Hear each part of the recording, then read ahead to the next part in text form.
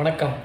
அதாவது நேற்றைய தினம் எல்லாருமே பார்த்துருப்பீங்க. தாவேக்காவும் திமுகவும் சண்டை போட்டதை பார்த்துருப்பீங்க. அதில் உள்ள எவ்வளோ அரசியல், கேவலமான அரசியல் எவ்வளோ இருக்குது, அதோட உண்மை முகம் என்ன, இதோட நாடகம் என்ன அப்படின்றத நம்ம அந்த காணொலியில் பார்ப்போம். அதாவது நேற்று பார்த்தீங்கன்னா வாக்கு வங்கி சேகரிப்பதற்காக தாவேக்கா நிறுவனர் ஒரு 5க்கும் மேற்பட்டவர் வந்து விசில் ஊற்றிட்டே வந்து போயிருக்காங்க. அப்போ வந்து திமுக எவ்வளோ, அதிமுக எவ்வளவு, நாம் தமிழர் எவ்வளவு, தாவேக்கா எவ்வளோ அப்படின்ற கேட்க போயிருக்காங்க. அப்போது பார்த்தீங்கன்னா அங்கே உள்ள வட்டச்செயலாளர் வண்டமுறை என்ன செஞ்சிருக்காரு அப்படின்னா கூப்பிட்டு, இது என்னோட ஏரியா, நாங்கள் இதுக்குள்ளே வராதிங்க அப்படின்றக்காப்புல.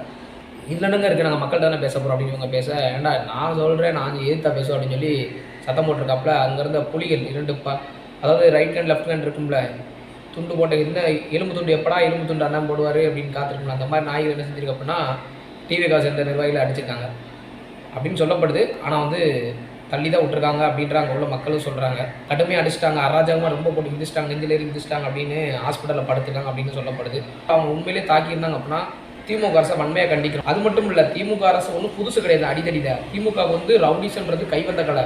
இப்போ பார்த்தீங்கன்னா கடைசியாக இப்போ பழனியாண்டின்ற ஒரு குரூப் பார்த்தீங்கன்னா ஒரு மீடியாவை தூக்கி போட்டு அடி வெளுத்துருப்பாப்புல. வெளுத்தது மட்டும் இல்லாமல் அடி வாங்கினவர் மேலே வழக்க கொடுத்துருப்பாங்க.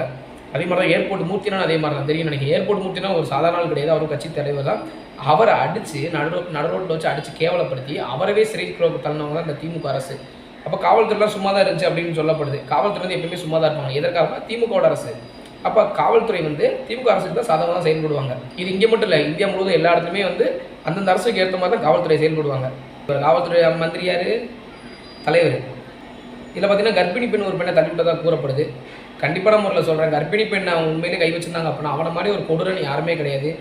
அவனெல்லாம் கண்டிப்பான முறையில் ரோட்டில் வச்சு சுடணும் அப்படின்னு தான் சொல்லுவேன். ஒரு கர்ப்பிணி பெண்ணை தள்ளி விட்டுருந்தா அப்படின்னா.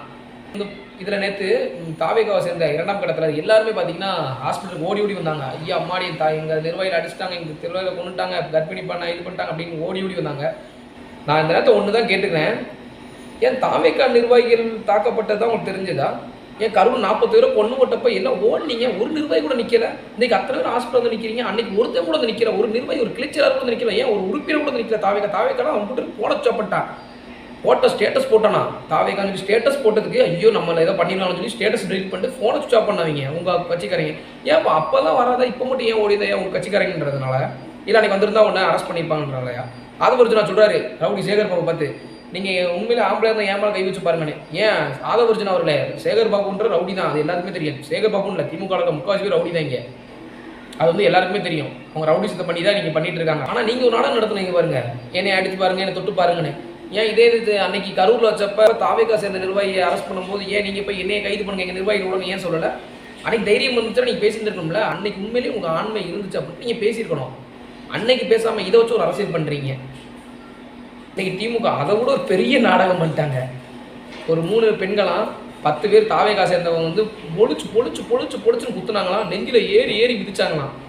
அவங்க பாவம் ஹாஸ்பிட்டலில் முடியாமல் என்ன அவங்கள ஆஸ்கார் அவார்டே கொடுக்கலாம் அந்த அக்காக்கெல்லாம். அந்த வீடியோ தெரியல, இந்த போட்டு காட்டுறேன். வந்துணுங்க இந்தமாரி இப்போ எங்களுக்கு உயிருக்கு சேதாரமா இருந்தால் இப்போ எப்படி தான் சார் நாங்கள் பண்ணுறது? இந்தமாரி உண்மை வந்து போதும் மேலே என்னால் காட்ட முடியல. எனக்கே சிரிப்பு வருது. அதாவது அந்த அக்கா உண்மையிலே தாக்கப்படுறதுனா கண்டிப்பான முறையில் தாவேக்கா அவர்களையும் கண்டிக்கலாம்.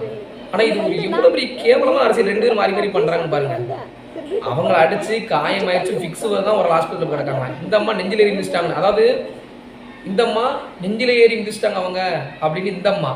இவங்க 2 பேரும் மாறி எவ்வளோ கேவலமாக ஒரு அரசியலில் நாடகத்தில் இவங்கள மாதிரி ஒரு அரசியல் நாடகம் பண்ணுறதுக்கு யாருமே கிடையாது. 2 பேரும் மக்களாகி நீங்கள் தான் சிந்திக்கணும். இப்படி 2 பேருமே இப்படி மாறி கேம் விளாண்டு உங்கள் ஓட்டை வாங்கி இன்னும் அமர போகிறாங்க. அதாவது ரவுடிசம் பண்ணுற கட்சி இங்கிட்டு ஃபஸ்ட் வரும்போதே ஊழல் செய்யாதீங்கன்னு சொல்லலை, யாரையும் கொள்ளாமல் ஊழல் செய்யுங்கன்னு. இவங்கிட்ட நம்ம ஆட்சியை கொடுத்தோம்னா இந்திய அரசு கொடுத்த பணத்தை அம்புட்டையும் ஆட்டையை போட்டு சுருக்கிடுவான். இவர்கிட்ட கொடுத்தோம் அப்படின்னா தமிழக அரசு எப்படி இருக்குன்னு உங்களுக்கே தெரியும். கல்வி கடன் ரத்து, விவசாய கடன் ரத்து, நீட் ரத்து, இன்னும் சொல்லிகிட்டே போகலாம். அதை ஒரு நாள் ஒரு வீடியோவே பதிவிடுவோம். இப்படி 2 பேருமே இந்த தமிழகத்தை வந்து நாசமாக்கிறதுக்கு வந்தவங்க தான் இந்த 2 பேருமே. இந்த 2 பேருமே ஒரு விஷ கிருமிகள். அதனால் தமிழக மக்கள் வந்து சிந்தித்து செயல்படுங்க. உங்களோட வாக்கை வந்து கரெக்டான ஆளுக்கு குத்துங்க அப்படின்ற கூறி விடைபெற்றுக் கொள்கிறேன். நன்றி, வணக்கம்.